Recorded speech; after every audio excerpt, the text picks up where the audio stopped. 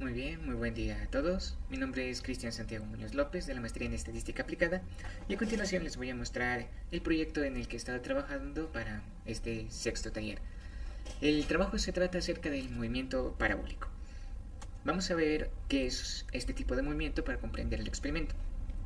El movimiento parabólico consiste prácticamente en tener un objeto que se lance al aire en un ángulo cualquiera, θ, y dibuja una trayectoria como la que se observa en la imagen. El objetivo es que desde que se lance hasta que caiga, nos interesa cuál es el rango o la distancia horizontal en la que se movió el objeto, desde el punto de partida hasta el punto donde termina. Este movimiento parabólico puede verse afectado por diversos parámetros físicos, como son la gravedad, por ejemplo, el ángulo de salida, la velocidad inicial que se le dé a la pelota, e incluso otros tipos de factores que son más difíciles de controlar, como la forma, el volumen, rotación de la pelota, etc. En términos simples, la física considera en este tipo de movimiento que el objeto es puntual, que no existe resistencia del aire y de que prácticamente todas las características de este movimiento son ideales. Bajo esa situación, el rango o la distancia horizontal a la que cae el objeto se ve determinada por la ecuación que se ve en pantalla, donde esta U corresponde a la velocidad inicial que se le dé elevada al cuadrado, θ es el ángulo inicial de lanzamiento y G corresponde a la gravedad. Sin embargo, no siempre se cumple la parte ideal y como podemos imaginarnos en la vida real, por ejemplo como el personaje de aquí, la pelota ya no es un objeto, que es simplemente un punto y ya es un objeto tridimensional con cierto volumen, forma y peso, y que cada una de las pelotas que se lance pueden variar ligeramente en estos aspectos. Igualmente la resistencia del aire, la forma, las rotaciones, hay diversas partes que no se controlan, incluso si el ángulo de lanzamiento siempre es exactamente el mismo. Frente a esta situación, vamos a plantear el siguiente problema. Lo que se desea analizar es el efecto que tiene el ángulo de lanzamiento, es decir, nos vamos a enfocar en el ángulo y la estabilidad del mismo. Es decir, por cada lanzamiento el ángulo no va a ser exactamente, va a tener el mismo valor, sino que va a variar ligeramente. Queremos ver cómo esos dos aspectos, el ángulo de lanzamiento y su estabilidad, afectan al alcance horizontal que llegue la pelota. Y se va a considerar un factor de bloqueo, que es la forma del objeto que se lanza. De esta manera, para que esta forma del objeto no nos afecte a los resultados finales. El objetivo es utilizar un diseño experimental factorial para observar el comportamiento del ángulo, de la variación de este ángulo, de la estabilidad del ángulo y de la interacción de estos en la variable respuesta. Y además de que se va a aplicar un factor de bloqueo que sería la parte de la forma. Entonces es un diseño experimental factorial con un bloqueo. Se desea aplicar el ANOVA y ver qué características o qué resultados nos arroja acerca de cada uno de los factores, si son o no significativos. En esta parte vemos cómo es la simulación. Dado que no se obtienen datos del experimento real, se va a trabajar con una simulación de una plataforma llamada el PET.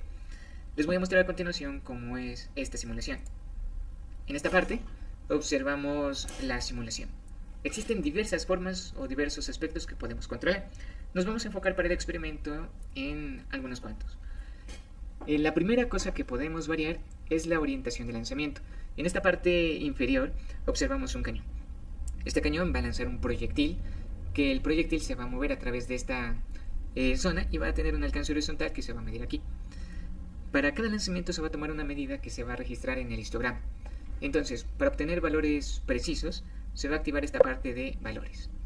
Con esto podemos medir precisamente cuánto es el valor o en qué distancia cae. Adicionalmente, vamos a cambiar esta parte de aquí por este botón para agregar la estabilidad del ángulo. Así tenemos la orientación del ángulo, el tipo de proyectil que es la forma y la orientación del ángulo. En la parte de la orientación o el ángulo de lanzamiento existen 4 opciones disponibles. Sin embargo, la última no empieza desde el suelo, sino que empieza desde una altura inicial y cambia el movimiento a uno que se llama semiparabólico, que no vamos a trabajar aquí. Es por eso que vamos a trabajar en el factor de la orientación del ángulo con 3 escenarios. Los podemos ver los ángulos de esta manera, activando la parte de ángulo de lanzamiento. Se trabaja con 30 grados, 45 grados y 60 grados. Entonces este es un factor que tiene tres tratamientos. Adicionalmente, la parte del ángulo de la estabilidad del ángulo el PET nos ofrece diversos puntos, pero el diseño factorial aumenta o crece de manera exponencial, por así decirlo, entre más partes le agregan la estabilidad. Por lo tanto, se van a trabajar únicamente con tres valores de la estabilidad.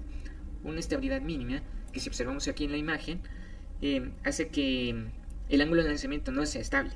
Puede tener una variación bastante considerable en todo este aspecto de aquí. Una estabilidad media, donde se reduce esta área en la que se puede mover, y una estabilidad máxima, donde esta área es tan pequeña que prácticamente no varía el ángulo.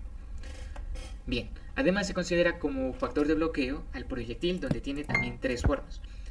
La primera es un proyectil esférico perfecto, una calabaza, la cual tiene menor masa pero mayor área o volumen, y un piano, que este es en el escenario más exagerado, donde tenemos un objeto de abundante masa y tamaño.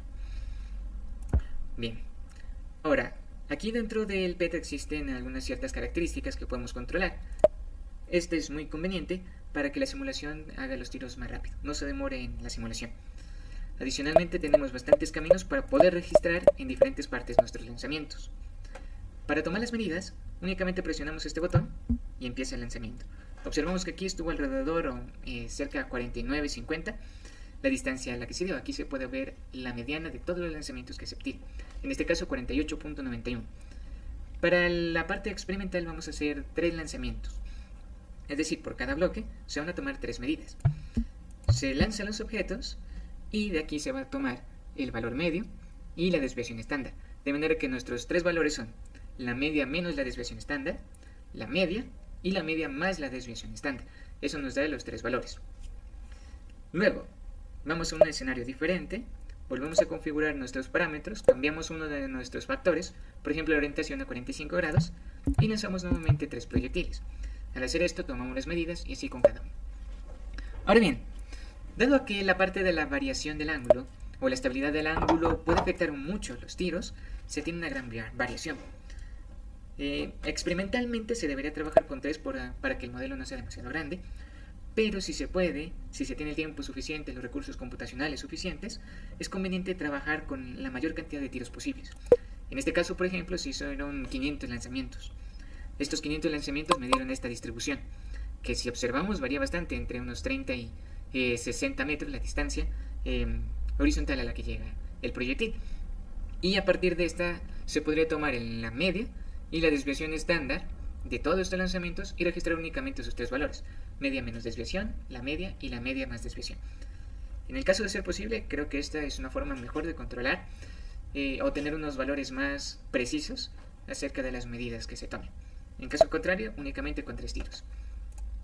Muy bien, ya que conocemos la simulación, vamos a ver cómo llenamos o organizamos nuestros valores. Para eso he diseñado la siguiente tabla. En esta tabla se obtienen los 2 factores en las filas y las columnas. Como primer factor está la estabilidad del ángulo, en 3 medidas, alta, media y baja. Como segundo factor, el ángulo de lanzamiento con 30, 45 y 60 grados. Y como tercer factor está el bloqueo, de que para que se puedan obtener de manera ordenada todos los bloqueos, se recomiendan crear 3 tablas. La primera con un bloqueo de la esfera, la segunda con la calabaza, la tercera con el piano.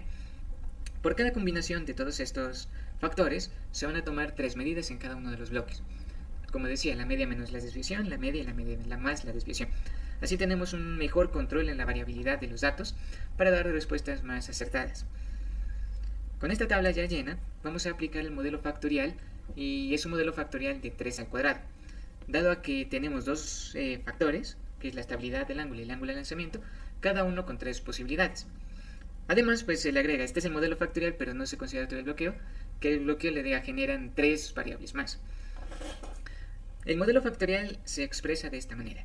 Y y jk corresponde a la variable respuesta, que en este caso es la distancia horizontal en la que llega el proyectil. Mu es la media general.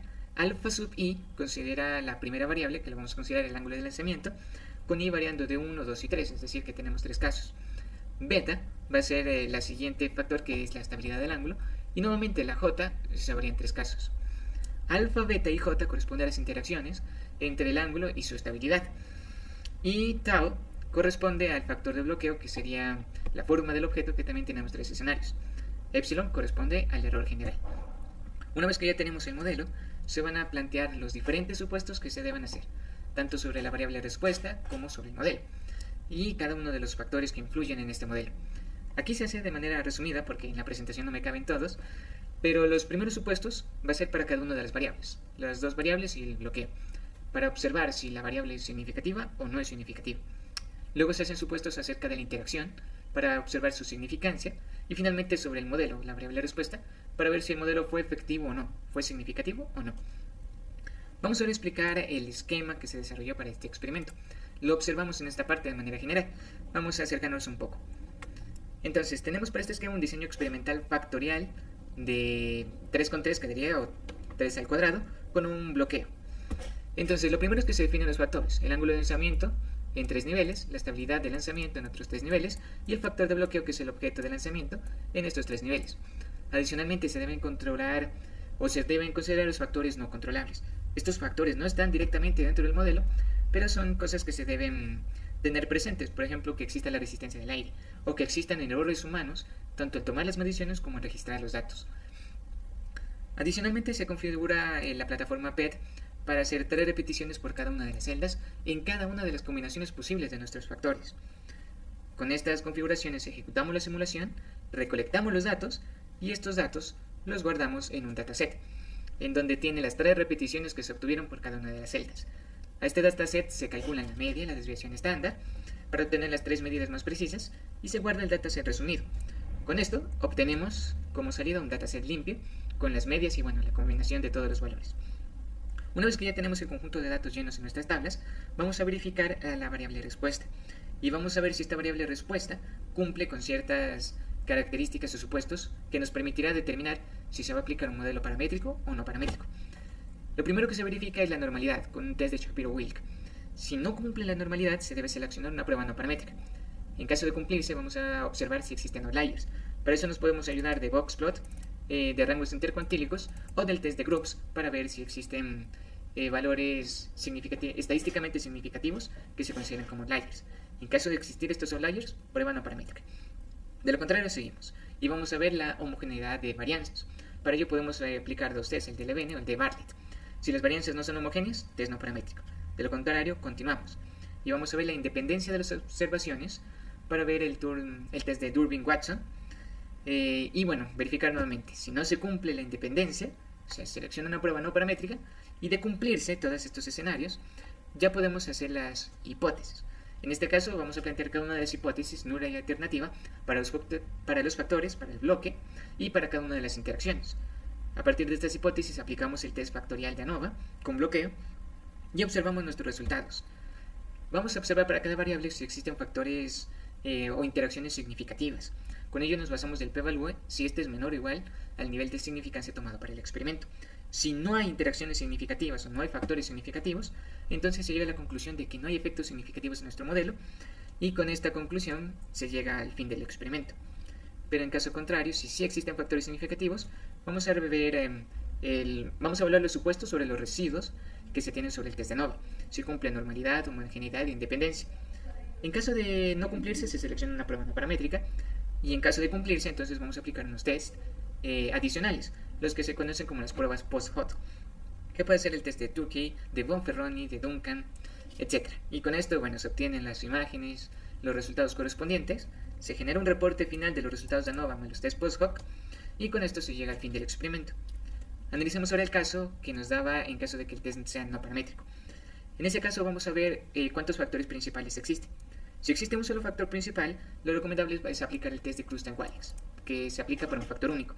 En caso de existir más de un factor principal, entonces vamos a aplicar el test de Friedman, o vamos a aplicar este que no me atrevo a decirlo, pero también se aplica para test no paramétricos. Una vez realizados estos tests, vamos a verificar los resultados, para observar si son significativos o no. En caso de que los resultados no sean significativos, normalmente se llega a la conclusión de que no hay efectos significativos en el modelo y con esto se llega a las conclusiones. En caso de sí haber resultados significativos, entonces vamos a aplicar las pruebas no paramétricas, las pruebas post-hoc no paramétricas, el test de Dunn, Nemenji y Conover, que son, los equivalentes a los que se aplicaban de los test post-hoc, pero con el resultado paramétrico. Una vez se obtengan estos resultados y gráficos de este tipo de pruebas, se llega al reporte final para las pruebas no paramétricas y con eso concluye el experimento.